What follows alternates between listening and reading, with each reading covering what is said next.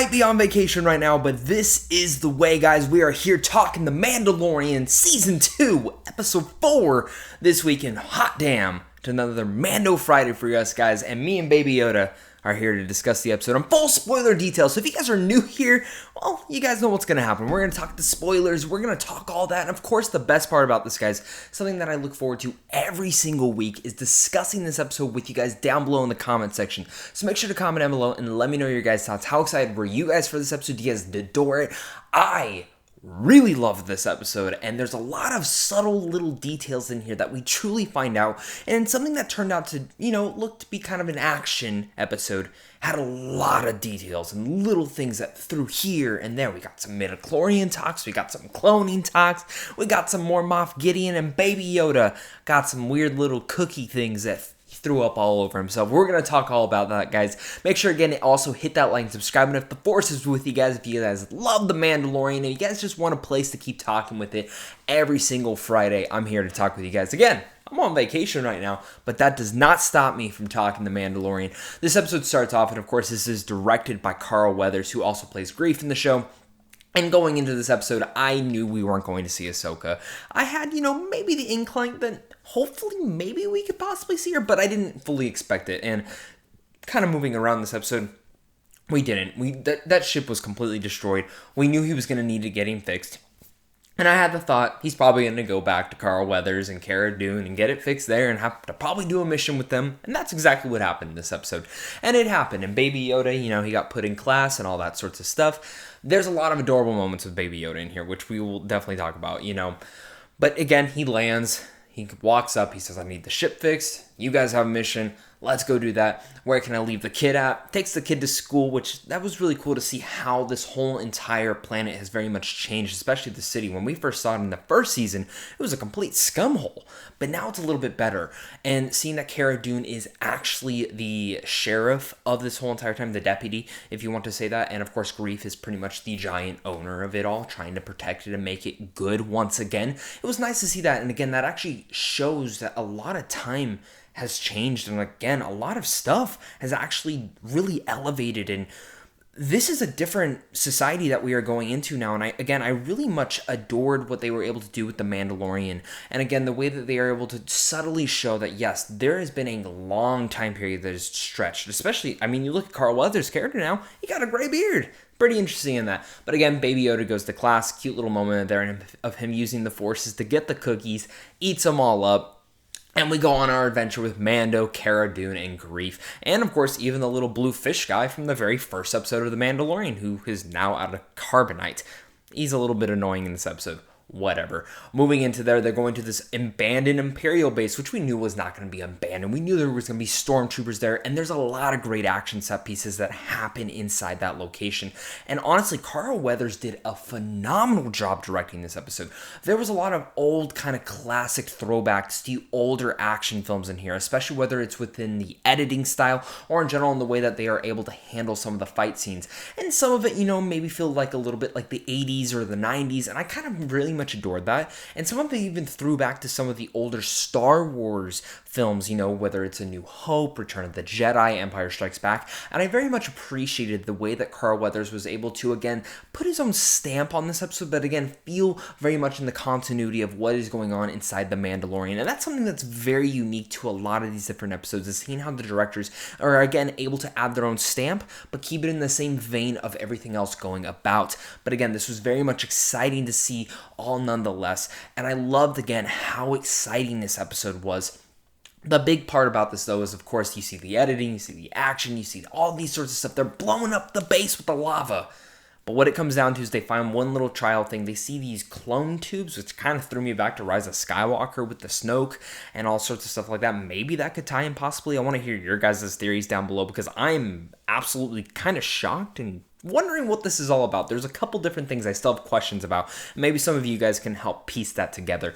But the one thing that I was kind of looking at this is Baby Yoda a clone of Yoda? Or is this just a baby version of someone from his species. That's a theory that's kind of going through my head. I could be completely wrong about that. I'm kind of 50-50 on that personally right now. I do think it's actually someone, but I could also see it being a clone of Yoda, and they're trying to use him because what we find out is the Camino Doctor from the first season. We see a little bit of a video transmission from 3 days ago to Moff Gideon, which opens up the doors that now, yeah, our Mandalorian, he knows that Moff Gideon is alive still, which again, we knew he was alive, but he didn't. And that adds, again, that whole next layer of what is he going to do? How is he going to deal with this? And for me, in that moment, the Camino Doctor pretty much starts talking about stuff. He has a high count of M's, which is Midichlorians, and I didn't think we'd ever hear about that again, but we heard about Midichlorians. A lot of people don't like that stuff, and those subtle small things in here are the things that very much add a lot of layers to the Star Wars and again connect everything overall, which I really like. It pays off if you're a fan of the prequels, the sequels trilogy, or even the original trilogy. It's really cool to see how that all ties together. But playing around in there, they find that out.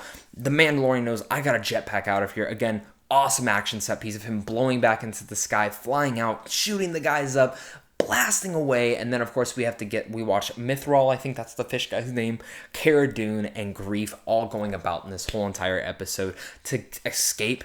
And they get in that big cruiser that usually all the stormtroopers pack onto. They fly out of there, almost hitting a couple of them, shoot some off their speeder bikes. Again, have to take down one TIE fighter. That doesn't work nonetheless.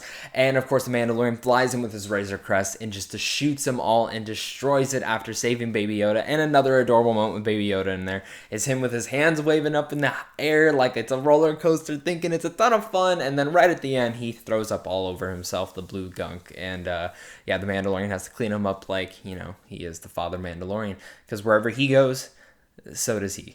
And I love that. Again, that father-son relationship you get right there is just beautiful. You get an adorable Baby Yoda moment, and that action set piece, again, that whole thing kind of leading through the third act was brilliant. And of course, he shoots off in the sky. He goes, I have a place to go. I need to get there before Moff Gideon catches wind. We kind of see one of the X-Wing pilots come in, kind of start interviewing what's been going on, blah, blah, blah. And we get a little bit more of a detail on Cara Dune as well, that she lost all of her family and everyone she knew on Alderaan, which is a big tie-in to the original trilogy. Again, dropping those little balls right there that, I didn't expect to get in this. But I like that. And I know there's a little bit of controversy going on right now with Gina Carano, but I like the character of Cara Dune, whether you recast her or she dies off eventually later this season. I have no idea. This could be the only episode she's in for the entire season. Who knows? But, I gotta address it at all. Moving in, though, the episode does end with the giant ball drop of the Imperial Star Destroyer. There's still one, and maybe even more than that. And of course, Moff Gideon's going to show up, but one of the admirals look at this. They talk to one of the robots that had actually fixed his ship. They planted a tracker in the Razor Crest. She goes and informs Moff Gideon, and Moff Gideon says, good, let's set out. And, I love Giancarlo Esposito. He's such a great guy at playing villains, and I can't wait to see what he does with this character and with more of the Darksaber. And I just love Moff Gideon already, and I just want to, but I'm also worried for my friend, little Baby Yoda. I don't want him to die or anything.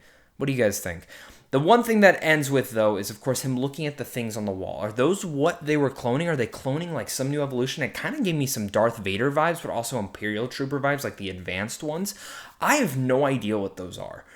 But it very much stresses me out for the future of The Mandalorian and Baby Yoda. And for next episode, of course, it is rumored to be directed by Dave Filoni, so could this be the Ahsoka showing up? Maybe. I think she shows up at the end of the episode, and the whole episode deals with them and Moff Gideon. I don't know. We will find out very much soon, guys. Next Friday, guys, make sure, again, hit that like and subscribe button on your way out. This is the way. May the Force be with you all. And you guys want to get some awesome t-shirts, make sure to hit that link down below into the AM. The link down there will take you away. And again, the code is This Is The Way, so you guys get 10% off your shirts, and maybe even a free shirt as well. I love talking The Mandalorian with you guys every single week. I can't wait to hear your guys' thoughts, your theories, all sorts of stuff like this. What an action-packed, fun episode this was, that absolutely, again, added subtle details that to Star Wars fans they're going to adore, and maybe to the general movie-going audience they're going to be like, oh, what's this? Maybe it developed them a little bit more to the Star Wars culture. I loved it. I can't wait to talk with you guys next Friday, and of course, until next time, though, stay classy.